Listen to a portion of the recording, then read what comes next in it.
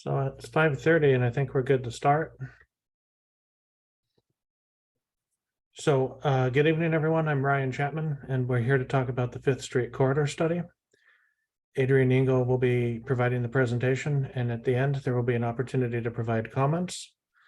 And just as a matter of introductions, we've got Jennifer Donofrio, the Transportation Planner, Barbara Archer, and Jenny Tan, Communications with the City Manager's Office.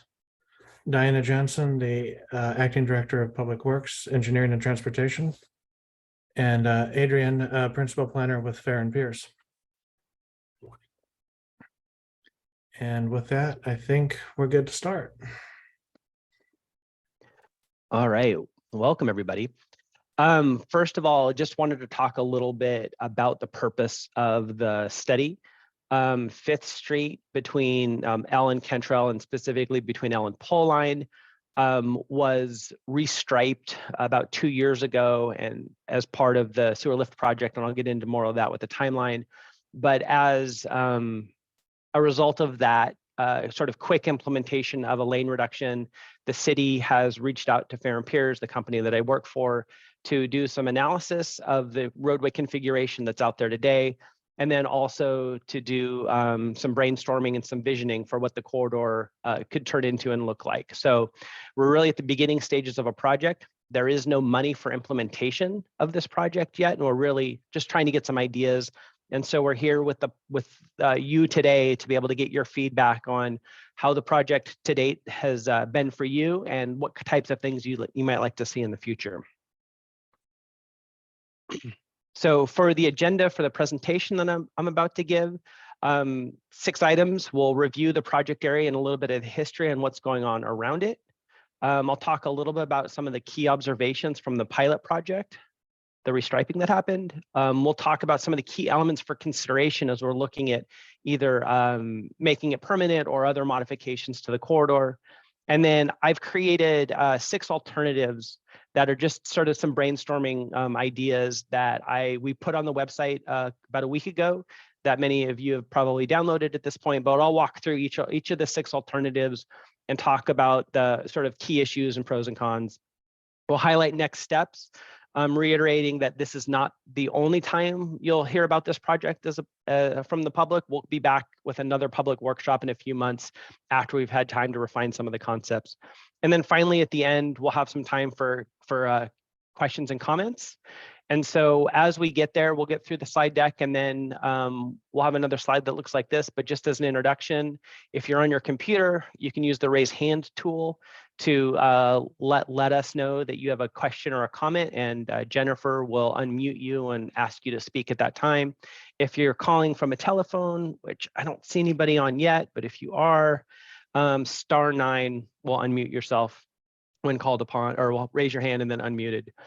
If you have comments about the project that you want to email directly to the city, Ryan has offered his email address. It's rchapman@thecityofdavis.org to be able to get that input directly to the city, and he'll share with the project team.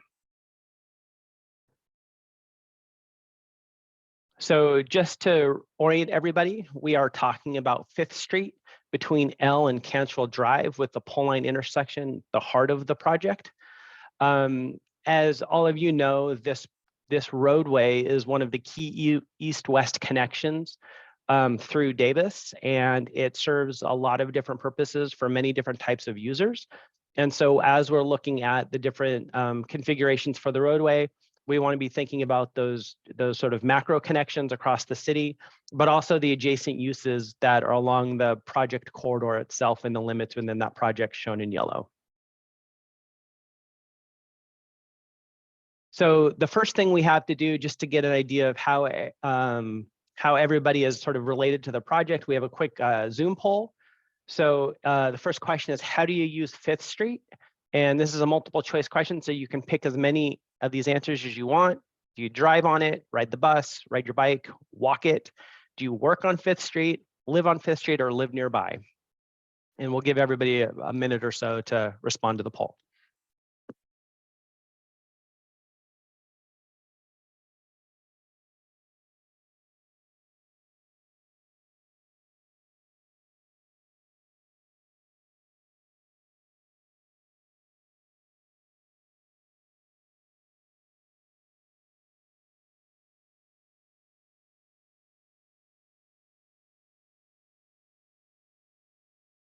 All right, looks like the answers have slowed down. We got about 82% participants.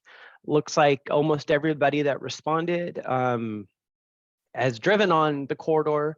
Many of you bike on it as well. And then people that work on Fifth ride the bus and walk as well. It doesn't look like we have any residents from the project corridor itself, but a few that live nearby the corridor. So.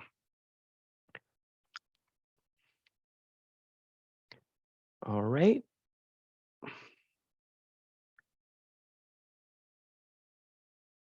Let's see, how do I? All right, so with that knowledge of who you are, I want to talk a little bit about what's happened to the corridor in the project area over the last few years that allowed the project to move forward, and some of the external forces that have been changing how the corridor is being used. The first I'll mention is in August of 2020, the Sterling 5th Street apartments were completed. I believe occupancy was a little bit later than that due to some COVID restrictions and just everything we were going through during the pandemic. But quite a bit of student housing going in on the corridor between Poland and Cantrill, with a lot of potential new users of the corridor from that housing development. The next year, in October of 2021, the sewer lift station project was completed. So this was a sewer project that happened within the area of the 5th Street, and one component of the project caused much of the pavement to be disturbed with some trenching that went in with the sewer project.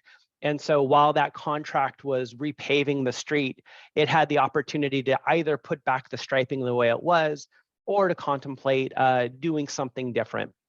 And that's what the next bullet is in November of that month, the city quickly came up with an idea to restripe 5th Street to implement some of the bikeway design features from your bike master plan, looking at buffered bike lanes and a lane reduction on that. But without doing any sort of study, because it was a quick turnaround time, they described this as a pilot project and have used less permanent materials in terms of the paint that's on the ground. And they didn't do any additional sort of modifications to the curb or intersection control, those types of things. But they were able to restripe the pavement as that got patched. And for the last year and a half or so, or 2 years, we've been living with the lane reduction on 5th Street and could see how it operates and start studying it. Also, in the spring of 2022, the Poline Road Olive Drive bike connection project, the bridge from that connected Olive Drive up to Poline Road, was also completed. So between the Sterling apartments and the Poline Bridge, there's the potential for a lot of new users, especially cyclists that have some new connections to be able to use 5th Street in the project area to be able to connect to downtown, UC Davis, and other parts to the west. So the observations in from the pilot project really came down to a few different things. One was the opportunity to implement the buffered bike lanes from the Beyond Platinum plan. There was some coordination with the businesses along the corridor to make sure we could preserve the on-street parking near those businesses and the loading zones so they could function with the restriping. Some improvements at 5th and L Street related to how bikes get through the intersection. So there's some restriping and some through bike lanes that were included, as long as some conflict zone striping. And then finally, really the project was trying to connect a gap in the 5th Street bikeway network between Poline and L Street to really improve those connections to downtown as we had these new users here. And really it was an opportunity to jump on a street that may not have been funded for any sort of redevelopment or other projects with that sewer project. So what the pilot project looked like if you haven't been out there yourself, the photo on the left shows the westbound lanes where you can see in the distance there's a car driving in the one travel lane, a wide buffer, painted buffer, the bike lane, a smaller buffer adjacent to the parking, and then some on-street parking lanes. The picture on the right are the eastbound lanes, which shows just the one travel lane in the eastbound direction, the wide painted buffer, and then the bike lane adjacent to the curb. In this picture, I also want to just remind everybody that through the half of the project towards between L Street and about halfway to Pole Line, there's a shared use path on the south side of the roadway with a chain link fence that has an opportunity to be modified as well as the project moves forward. So just to point that out in this photo while we're here. So from the technical side, we wanted to do some observations to see how the pilot project was doing, and we were looking at some of the common metrics that we use as transportation engineers. We conducted traffic counts in May of 2022, so while schools were on session, but most of the COVID-related restrictions had been either modified or lifted. So we thought this would be a better example of kind of how the corridor was being used for people in cars, walking and biking. From that data, we saw about 12,000 average cars were driving down 5th Street per day. And then we also were able to do intersection counts during the peak hours in the morning and the afternoon, and we counted over 325 people walking and biking through the Pole Line and 5th Street intersection. So it's a busy place for both bikes and cars and people walking as well with the uses that are there. We also wanted to evaluate safety data to see if the lane reduction had created any unsafe conditions. And in all the data that we were able to look at through the Davis Police Department, we had one collision that was recorded near L Street. It was a two cars with a rear end collision. There may have been some other close calls or unreported collisions, but that's what we had the data for, just to show that there hadn't been a spike in the number of collisions along the corridor. Additionally, we took the traffic counts from that May time period and we created a simulation model for the corridor just to see how the lane reduction at between Pole Line and 5th was operating and to see what the delay and queuing looked like. It's a little wonky, but we have the intersection data here that shows the 3 key intersections being at L and 5th, Pole Line and 5th, and then the Sterling Apartments driveway, which had some new parking added there. So we just wanted to capture some of that as well. You can see that the letter grade is kind of how the intersection is operating. Anything above a D is operating really well for cars. The number of the numbers that follow those letters are a number of seconds of delay. So somewhere about 30 seconds worth of delay at most of these intersections on average for most of the users. So from an automobile perspective, the intersections with the lane reduction was operating well within the standards for Davis. So as we started looking after the pilot project, we have the opportunity to take that pilot project and make it permanent, or look at the opportunities that the corridor provides to be able to do some other things with the corridor.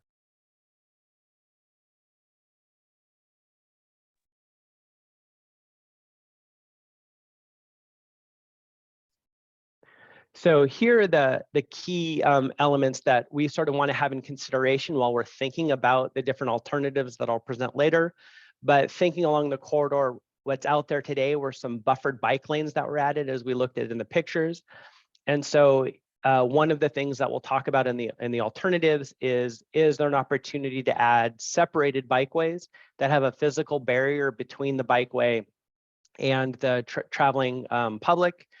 Also, do there need to be modifications or preservation for the on-street parking and the loading zones on the north side of the roadway where those active businesses are? And you'll see in all of the alternatives that we've kept that as an assumption that we're not going to be removing the parking.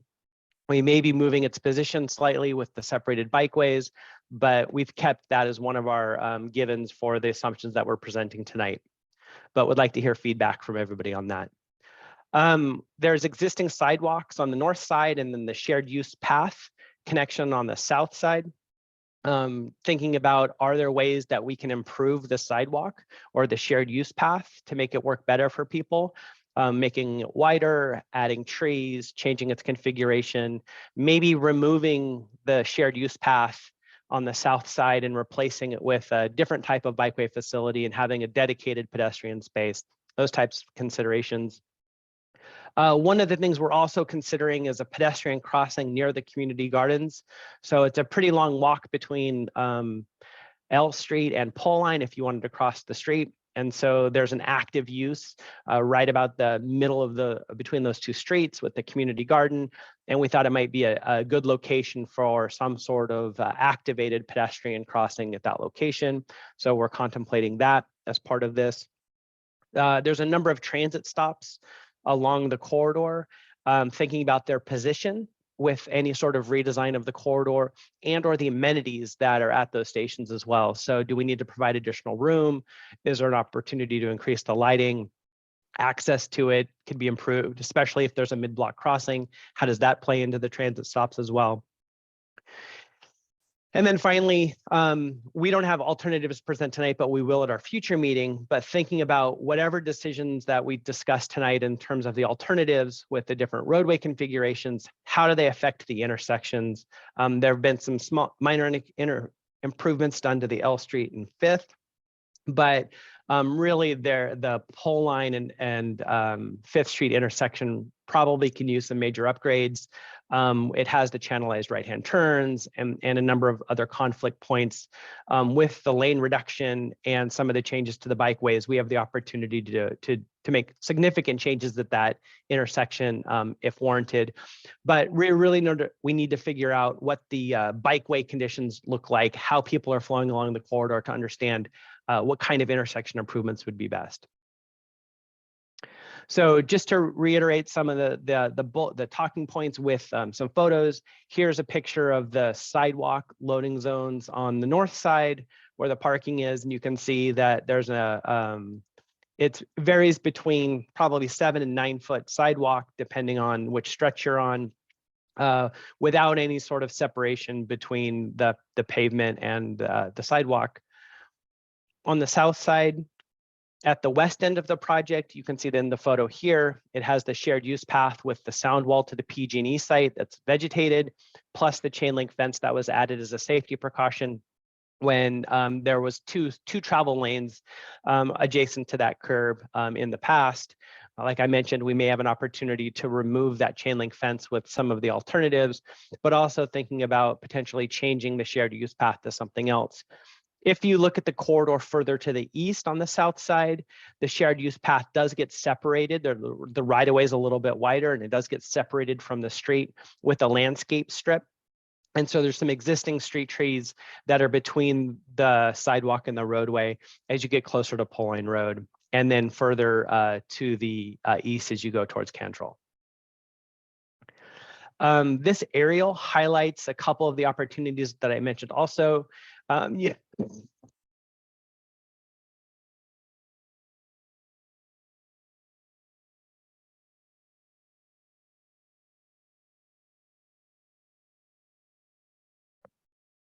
In the photo here, you can see on the left side is the community garden on the north side of 5th Street. There's also a connection to the north and west of the community garden for a bikeway into the neighborhood.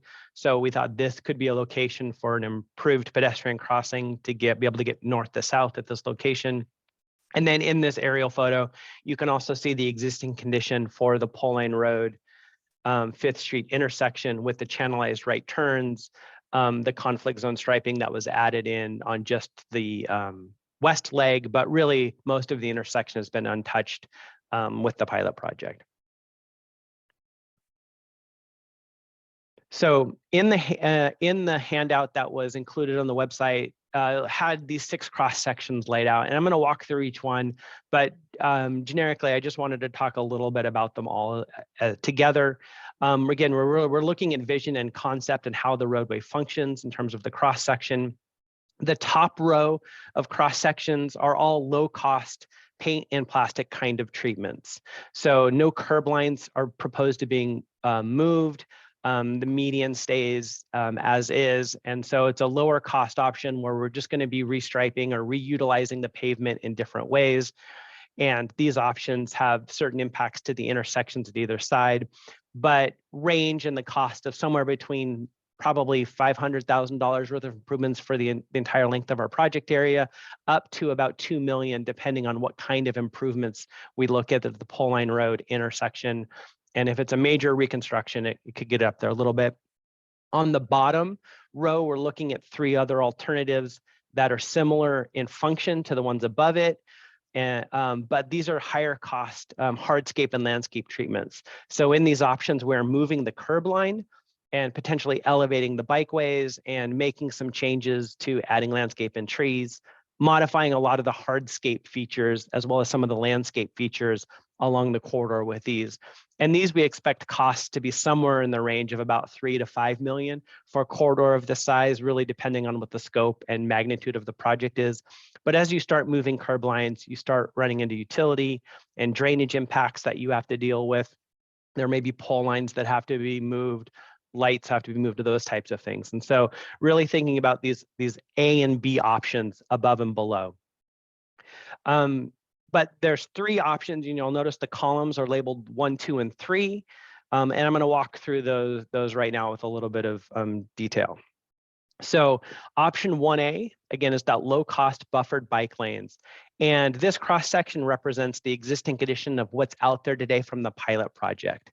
So the parking was reserved on the north side, which is on the left side of the cross section. 8-foot bike lanes with buffers on both sides were added there. The 5-foot buffer was basically the remaining space that was left after you sort of set the rest of the design with the 11-foot lanes.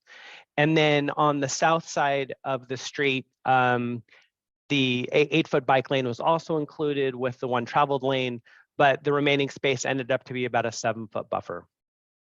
You'll see on the north side, we've shown a 9-foot attached sidewalk, and on the south side is that 12-foot wide shared use path. If this option sort of moves forward, it would just be taking the existing pilot project that's out there and making it more permanent, adding thermoplastic instead of paint for the ground covers with the striping materials, and then looking at additional intersection improvements to be able to accommodate the buffered bike lanes at Pole Line Road and 5th. The second cross section I'll show you is 1B. So again, this is still buffered bike lanes, but it has that sort of higher cost option with modifying the curb and gutter and making some bigger changes to the corridor. So in this case, the bikeway facility type is the same as the pilot project, where you have 8-foot wide on-street bike lanes with a 3-foot buffer separating the traveled way from the bike lane, instead of the 5-foot and 7-foot buffer we saw in the pilot project. What that does is it allows a number of feet to be preserved for other use.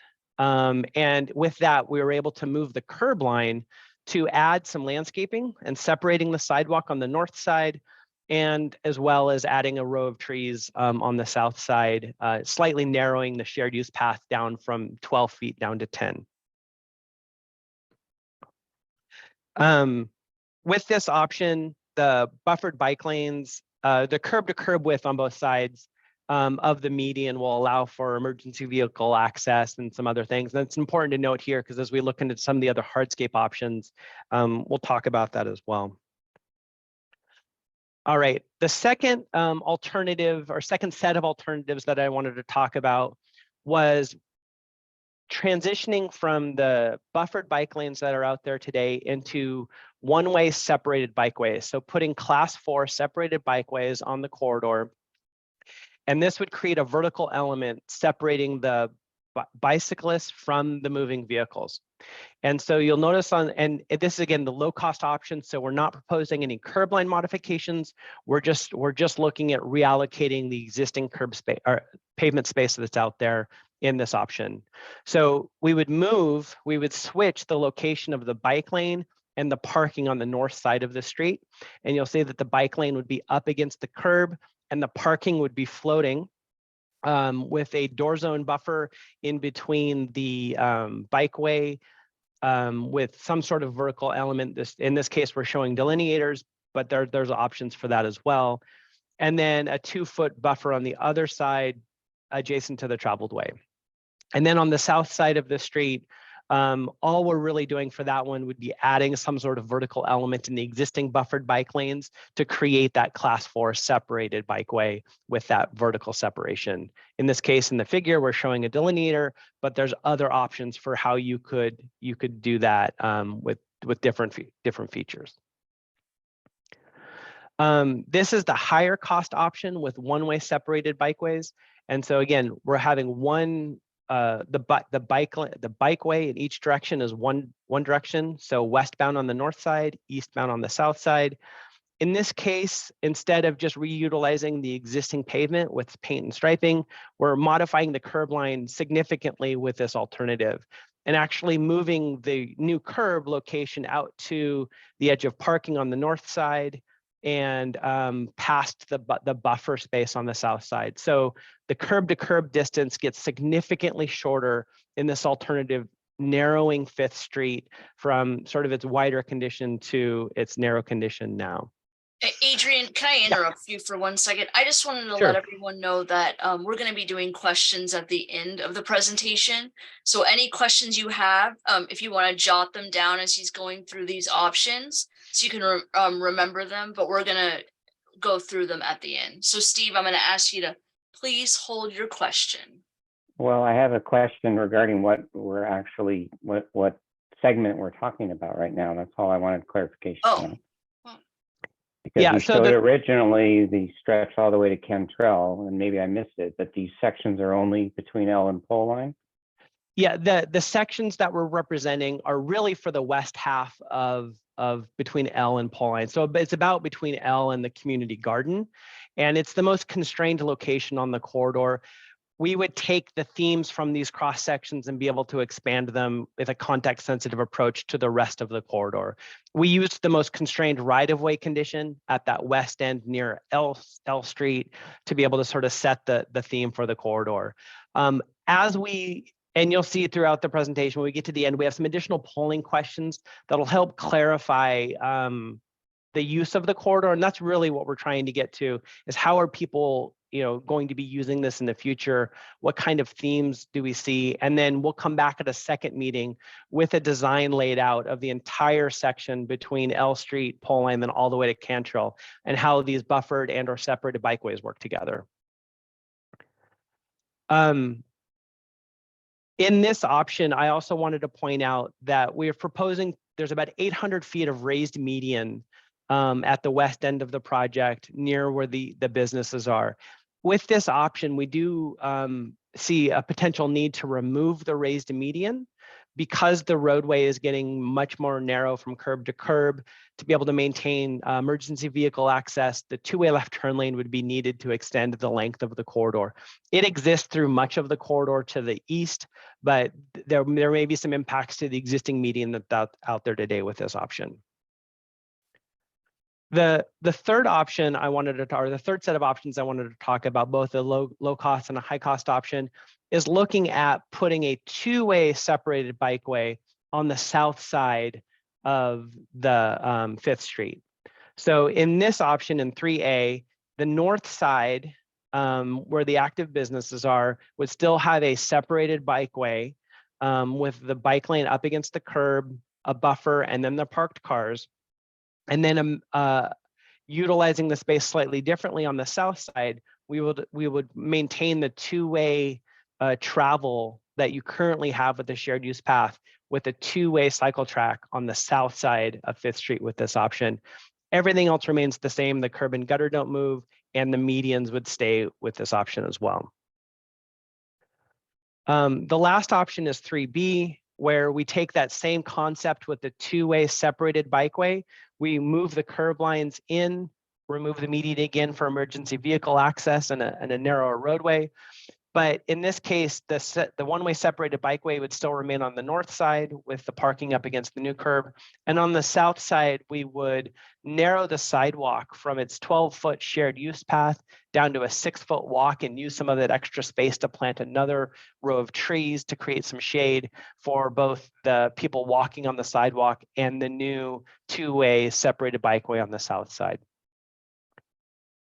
So that was a quick overview of the 6 different cross sections.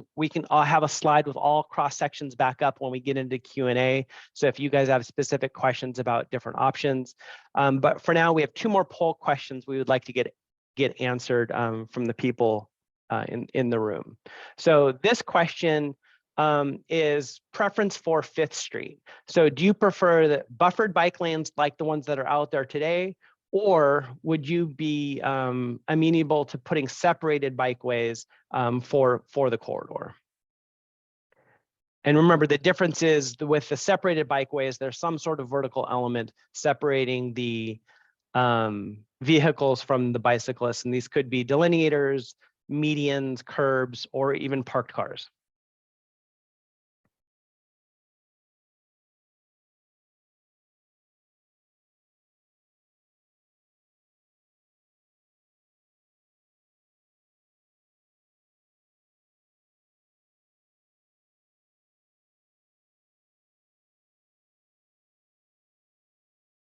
All right, we got about 60%. Anybody else have any preferences?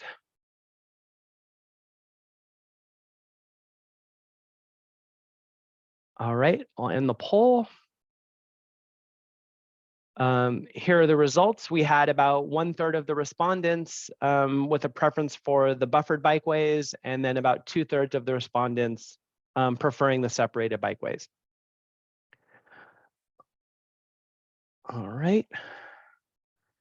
So the next polling question, okay, this was polling question number 1. So it looks like the slide's out of order, but Jennifer, can you start the 3rd poll? We'll see if the proper question comes up for poll number 3. Yep. All right, so this is specifically asking about the south side of 5th Street for biking.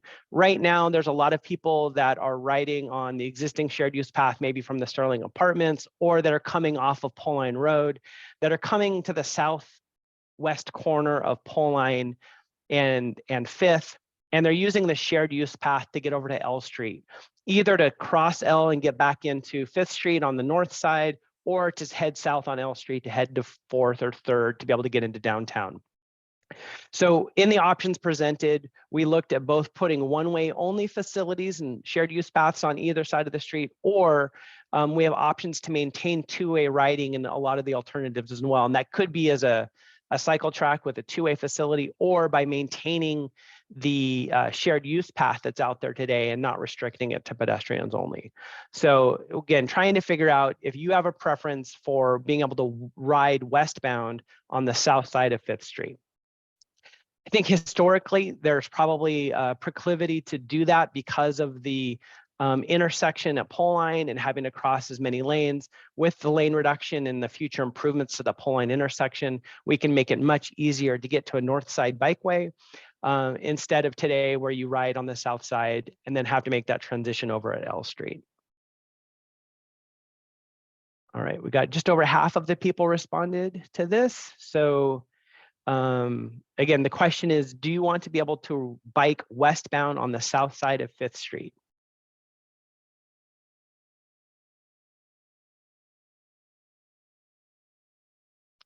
All right, about 72%, that's great. That's about the same number that's been participating. We'll share those results. And it looks like just over half of the people preferred the ability to stay on the south side of the street to be able to connect Pole Line to L on your bikes. And just under half had a preference to probably go back to a one-way on each side of the street riding, a more traditional facility.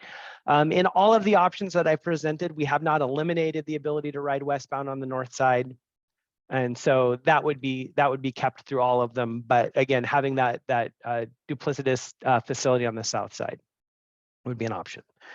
So again, I'll remind everybody, these were the 6 options presented that had different combinations of low and high cost, as well as buffered, one-way separated, and 2-way separated bikeways. I'll come back to this slide for Q&A if you guys have questions, but I have one more slide. We just wanted to talk a little bit about the next steps for the project. We are here tonight to get your feedback. We'll be at the BTSSC in March, presenting the materials there and getting their comments, and also informing them of what your feedback was. We want to integrate that community feedback and see if we can narrow down the number of alternatives that we want to bring forward for future study. And so with that feedback from the BTSC and from you, we'll look at creating a design with the preferred elements, the types of bikeways, where people are riding, and looking at the intersection configurations and designs for Poleline and L Street. We'll do some additional traffic analysis for that preferred alternative. So as we're looking at especially the turning movements of Poleline, how do they need to be accommodated to be able to make it safer, but also keep cars moving? We'll put some actual planning level cost estimates to those preferred alternatives so that the city can pursue different potential grant funding sources. And then we will come back with that information with the preferred concepts, the traffic analysis on the cost estimates to a future community meeting.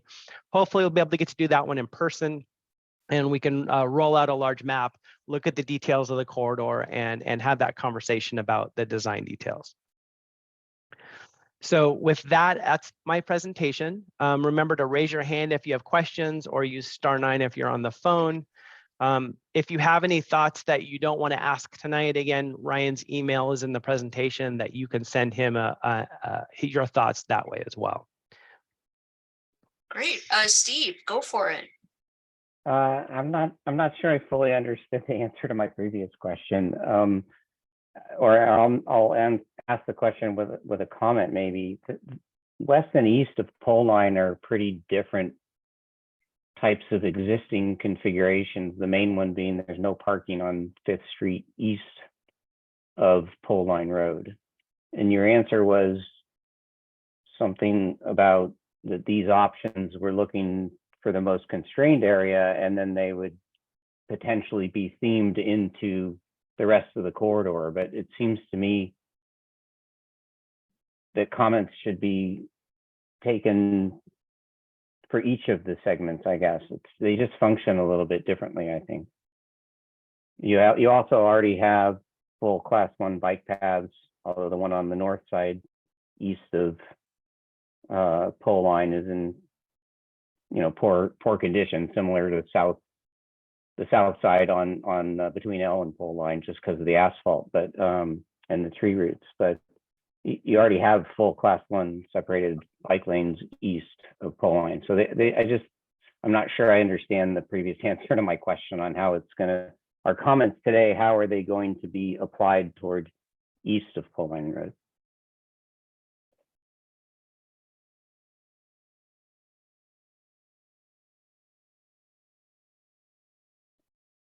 Adrian, we can't hear you.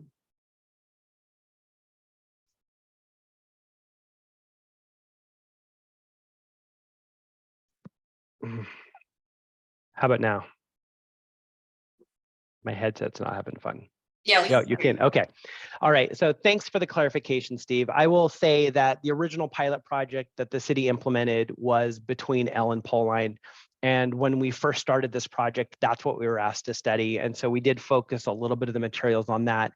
Since we started working on it with the city, we have extended the extent of the project out to Cantrill to make sure that if there's other striping changes that need to happen in that direction, they can be accommodated. I think your clarifications are great.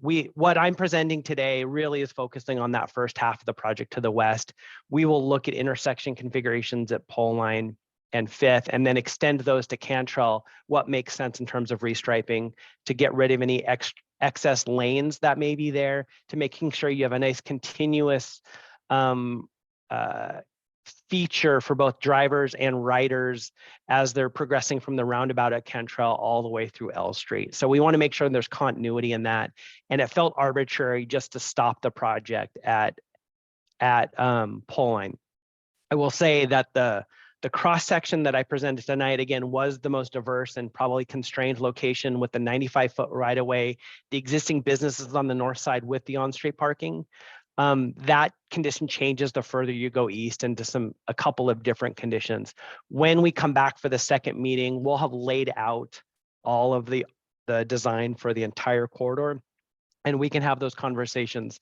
I don't think there's any intention with this project to remove the shared use paths and the existing trees that are between Poline and Cantrill, or add parking that doesn't exist today at those locations with the residential uses that are there. So hopefully that sort of clarifies a little bit on what's being presented. Again, for clarity tonight, we stuck to one location to really talk about how the bikeways are being used today, how the businesses are operating with the pilot project, and what the options are for this one segment.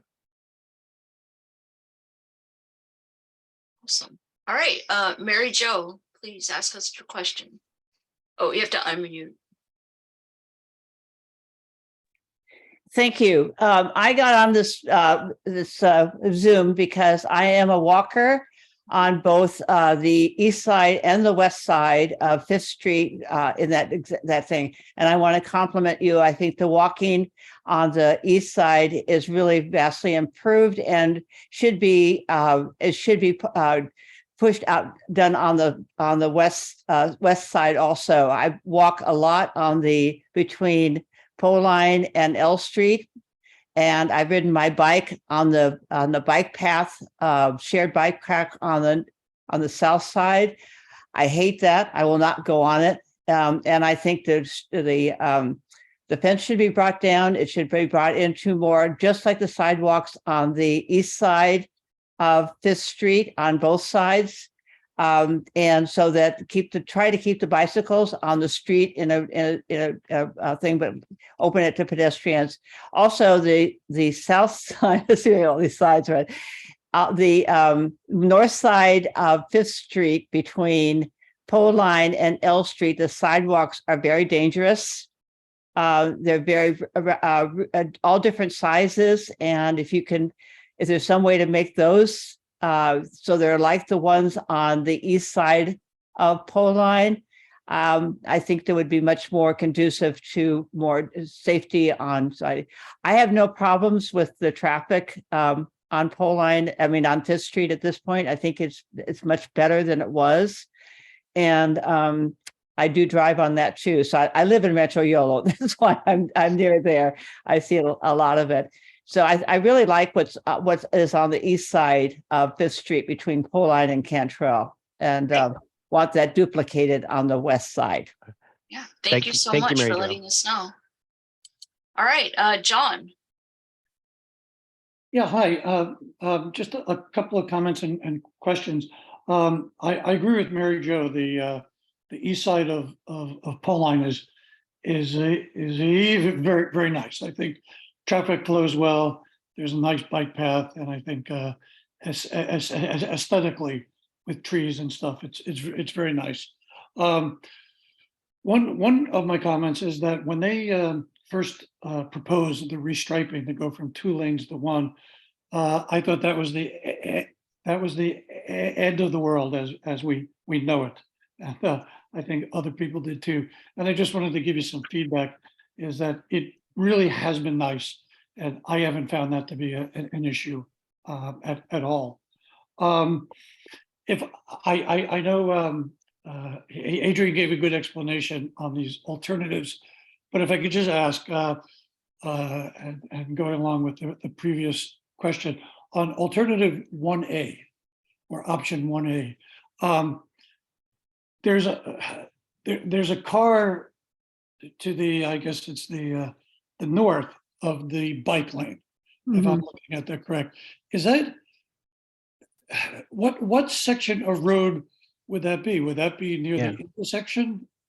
That's about halfway from like the community garden or the city courtyard up to L Street, where those active businesses are. There's on-street parking in those locations and some loading zones as well. So that car is the representation of that area where that on-street parking exists today.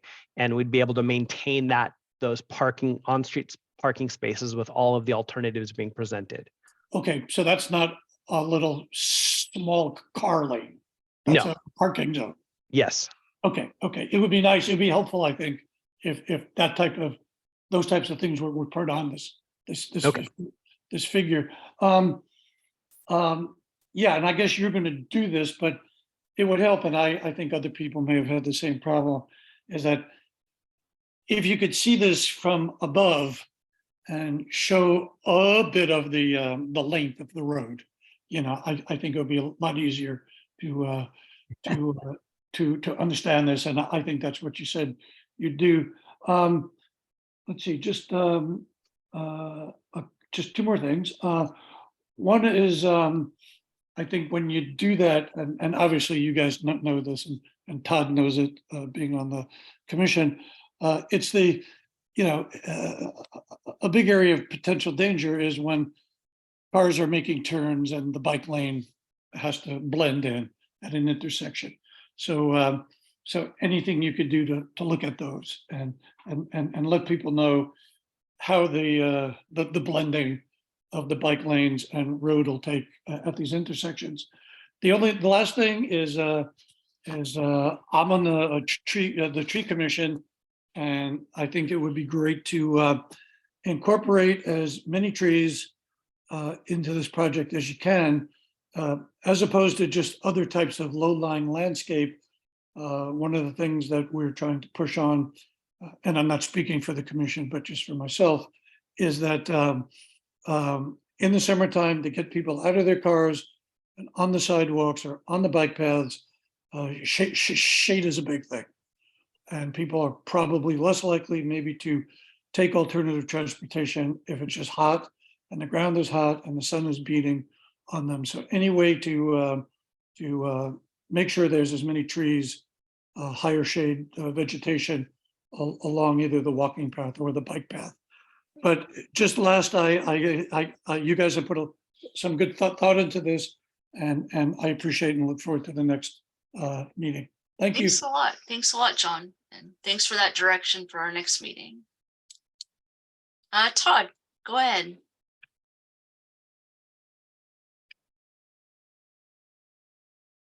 Oh, We Todd, can't I hear you, can't Todd. hear you. There we go. How's that? Is that better? Yes, better. much better. Okay, thanks. Yeah, the mic was in the wrong one. Okay, so I just kind of a little formal bit briefly. We see we have about just over 20 participants. Roughly half are you know, either staff or the consultant, or I guess a journalist. I'm not sure if she's representing herself or the enterprise. And that seems kind of low. I can see why there's nobody from Sterling Fifth here, because maybe it'll take years. By the time it'll be built, they'll be graduated, though it's ironically going to serve the people that you know, occupy their beds afterwards. But that's really low, and that's concerning for me. The second thing is I'm really concerned about, I guess we call it a scoping thing, why the intersections are not part of this. My feeling is, and I'll just say briefly, I've ridden a lot in cities for many, many years, all over the world, really. And my trip from where I live, just east of Mace on Cowell Boulevard, is Cowell to the Peltz Bridge to Fifth to L to Fourth. The most difficult parts of it are where the Peltz Bridge, the bollards on Fifth, and the kind of green belt there, and the two intersections of Pole Line and L. And now that I have an e-bike, the Peltz Bridge is not an issue. And really, the bollards can be removed pretty cheaply eventually, and we still have these two intersections. So I don't understand. It seems like the Fifth Street modifications, though they're kind of just meant to be, you know, temporary or whatever, kind of exceeded expectations, and the biggest problems are these intersections. And I don't really understand the methodology of solving the main part of the street between the intersections before the intersections. I realize there's expense differences, but you know, if in a really well-flowing roundabout, the need to have double left turns might be reduced, because people can just zip around that safely and access the property if they're arriving from the businesses on the north side, or if they're coming from the west, and so on. So I'm not sure how that was decided. I think that it's, you know, credit to Mike Davis and everyone for pushing the Fifth Street part. I definitely prefer 3A or B. I would love to see actually bidirectional bikeways on both sides of the street, if we can get rid of some of the parking or the you know, I think unnecessary, relatively speaking, center meeting to make that happen, it would make access by bike really super direct to all the fine businesses, which I see are represented tonight here. At least one of them on the north side, no, two of them I see, Derek and Dawn. So I really would like to really actually spend our money and energy on the intersections first, and also continuing down L to 4th, and then we get to actually a local street there.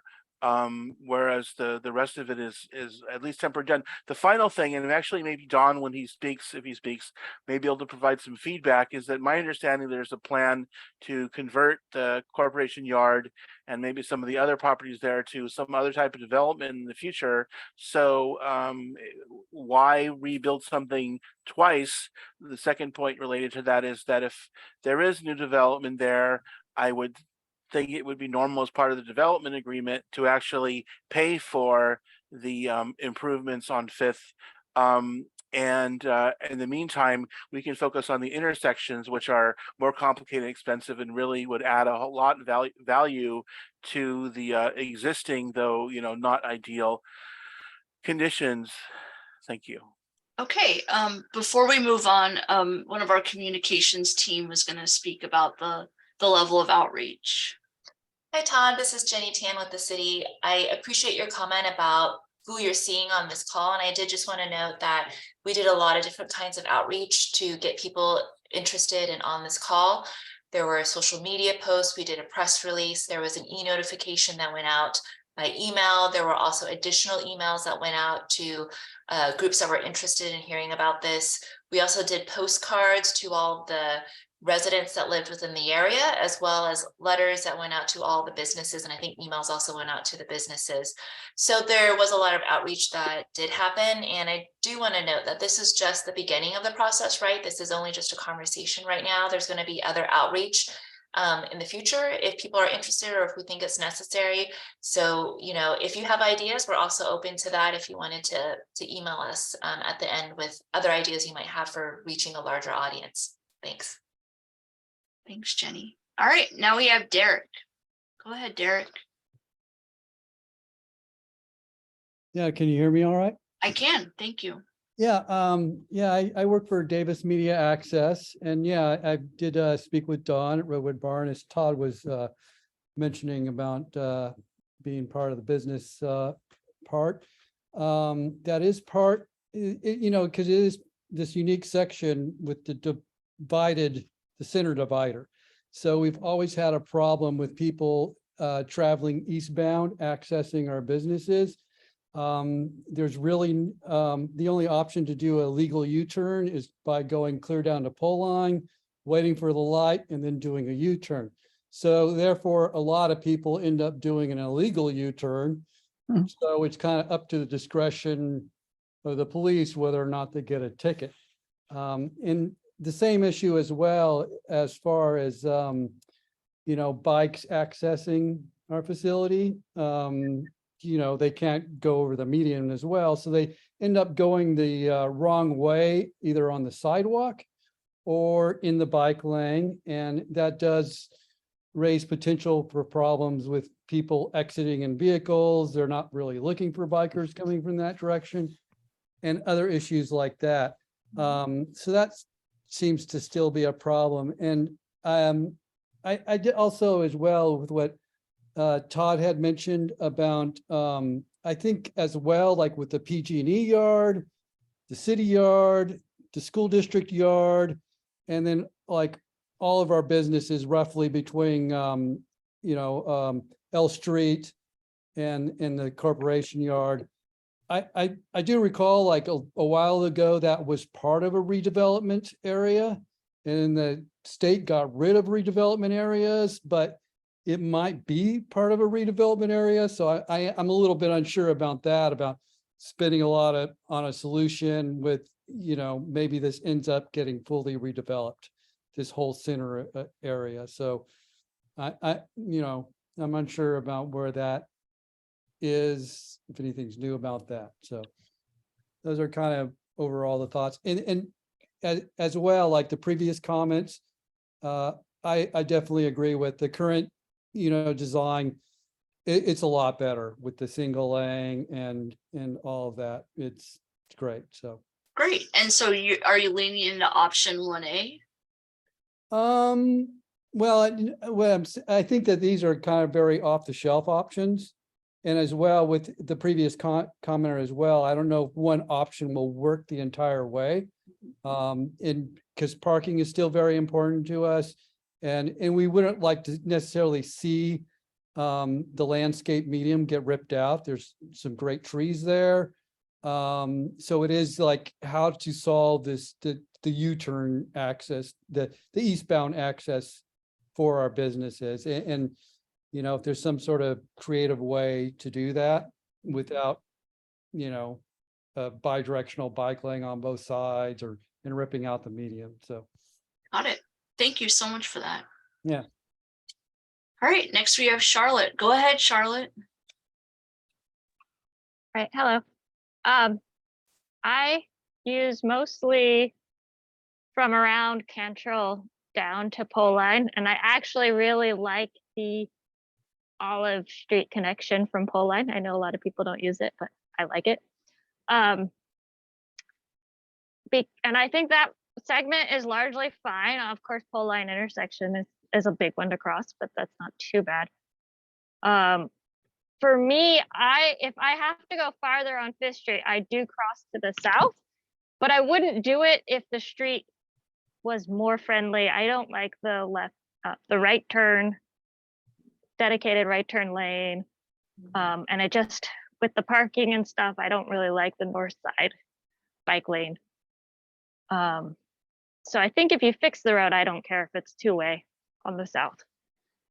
But yeah, I really don't like the fence on that dedicated. It would be great to change that bike lane over there.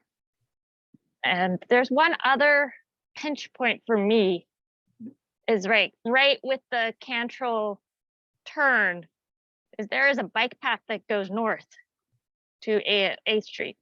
Mhm. And it's hard to access that if you're going from the road. So if you're not on the bike path, Yep. And you have to make the left. Yep. So I Yeah. just, No, good observation. that. Yeah, thank you so much for that. thanks. Catherine, John.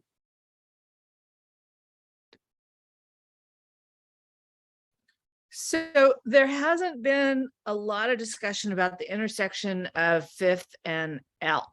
Right now, anybody coming from the overcrossing at Poline or from the post office who's headed downtown is probably going to go on the south side of the street on the shared youth path, make that horrible left turn at L Street, which is a blind corner, and then try and go down 3rd or 4th. If you put a 2-way bike lane on the street, you still haven't fixed that connection into downtown and how you make a left turn from the wrong side of the street. So I agree with Todd. You got to talk about the intersections. You just can't talk about segments. Yeah. Adrian, did you want to say anything about that? Oh, we can't hear you. How about now? Yep, we can hear you now. Okay. Yeah. So Catherine and Todd, both thank you for that. We are looking at the intersections.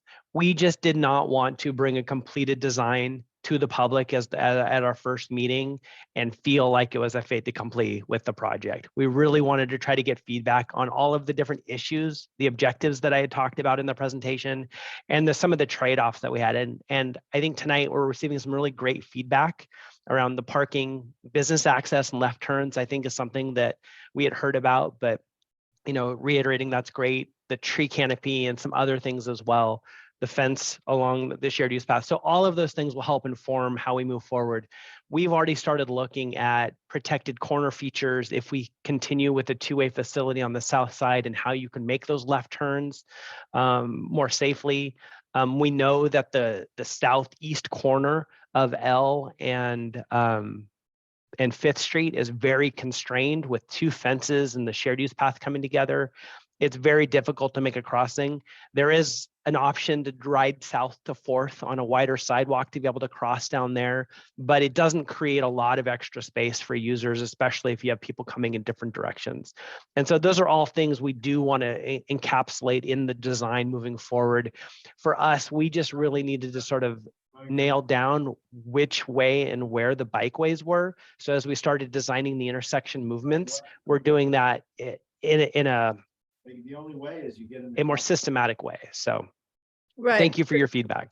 So that might not need to be. The other question is how you move from that shared use path or from the two-way path to go continue west on Fifth. Right. Right. So we would look at, 2-stage crossings and figuring out the best way to be able to do that. So.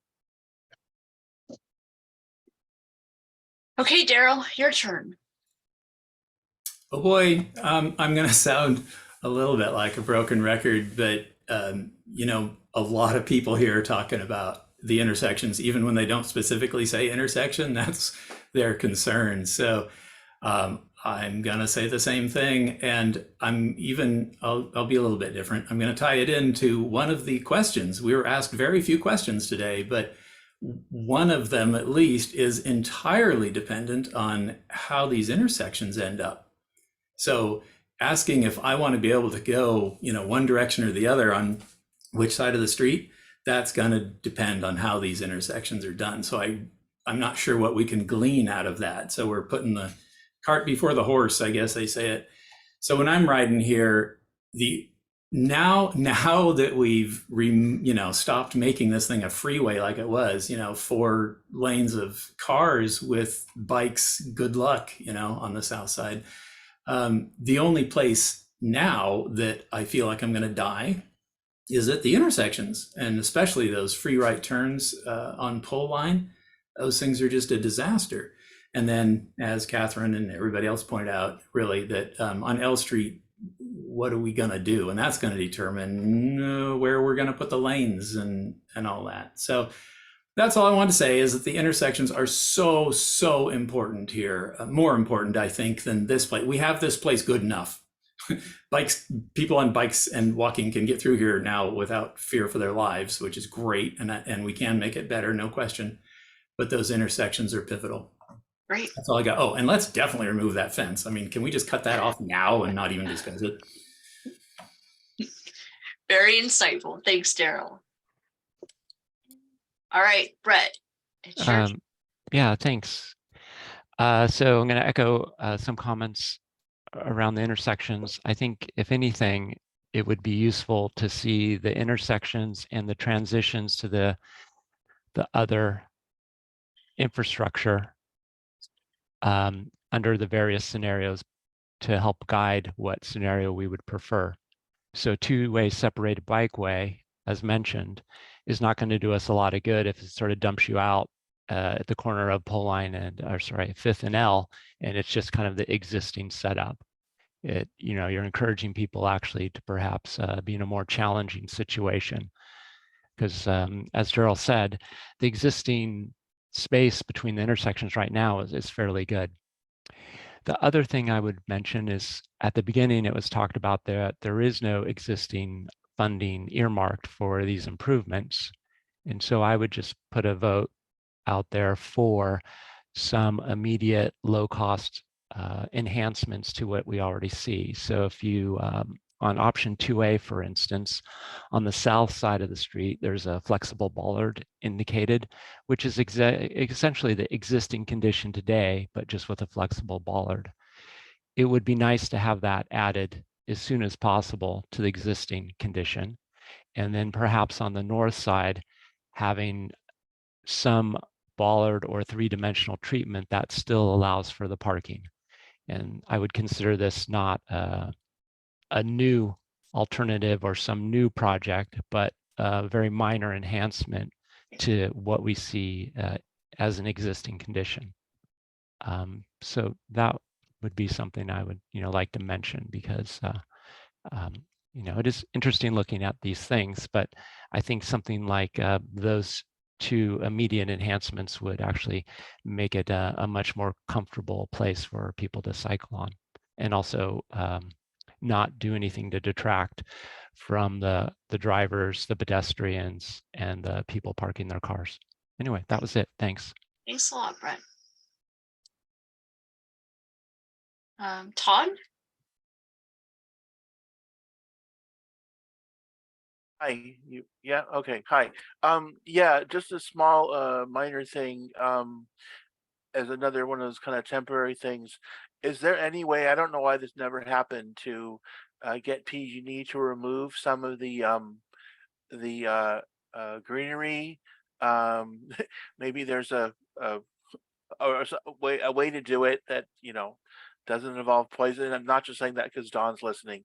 But that blind corner there on the southeast corner of L and Fifth is just kind of silly. I'm not sure if PG&E is hiding something there behind the fence, but it's a security issue. But it's just it seems like an unnecessary problem that could be solved in about much money as I pay for gas.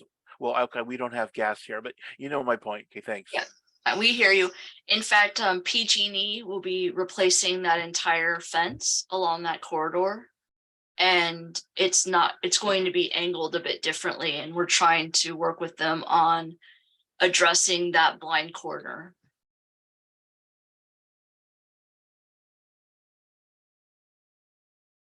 Steve. Adrian, can you I think you had an aerial view at one point for the project, the pilot project area. Yeah, let me get back to that. I have just two minor comments and then a question. And the two comments are about intersections, but more from the driver perspective. That's a great one there. The two lanes merging to one there west of Pole Line, I've just found that to be pretty abrupt. So if you're going to something permanent, maybe that transition could be a little longer. And then I don't know if you have one at L Street. I do not. Okay. So turning from southbound L Street to eastbound 5th is a really awkward movement because the median is raised there. There's a little pinched point of the left turn lane on 5th. And then the new bike buffer extends pretty far out. And so when you're making that turn, I tend to either you have to go very slow and almost make a 90-degree turn, or you drift out into the bike buffer a little bit. So maybe, again, permanent improvements could be shaving or putting a little transition nose on the median maybe, and keeping the bike buffer, or however the configuration is, keeping that as wide. So just some minor details there. And then my question had to do with the Sterling Apartments crossing, the pedestrian crossing with the flashers. You mentioned the one car-to-car accident that was nowhere near there. Has the city received any feedback on that crossing? Or pedestrians having a good experience there, or anyone complained? Because I know there was a lot of comment pre-design, but when I drive through there, it seems to be a good warning signal, and I see the pedestrians and I stop and let them cross. So I'm just curious if there's been any feedback on that. This is Ryan Chapman with the city. We haven't received any feedback about that crossing from the public. From my observations, it seems to be very well used, and the drivers seem to be, complying. They're stopping when the flashes are active. Great, good to hear. Thank you. Thanks. All right, is there anyone else who would like to Todd, one last question? Go ahead. Oh, okay. You're still muted. Well, okay, yeah, super briefly, it's just more of a comment, just because it's just to put it in there, and because it's kind of funny. Is be great when the thing's done for there to be a bike path or separated bikeway mail slot that's specifically for people on bikes to drop mail at the post office, so they don't have to leave the path and go into the parking lot of the post office. There is that car thing inside, but this would be further advantage bikes and be a nice little symbolic thing. Also, not too far from the Toad Tunnel entrance. Thank you. Very cool, Todd. All right, would anybody else like to speak before we end this public meeting? All right, any final thoughts, Ryan or Adrian? Well, I just wanted to thank everybody for their feedback, and we will have detailed designs of the entire corridor at our next meeting in a few months that you guys can look at the details. We'll try to accommodate safe bike crossings at the intersections. We'll look at that vehicle turning movements to make sure that they're clearing medians, and try to get a concept design through that we can do some operations analysis as well as some cost estimating. So there's some opportunities for some implementation, because we do want to see things move forward. Great. And I just wanted to echo that. Thank you, everyone, for showing up at the meeting. We will definitely have intersection alternatives at the next meeting that we can all look at. Hopefully it can be in person and we can actually lay out some plans and really get into it. All right, good night, everybody. Thank you very much for coming. Take care.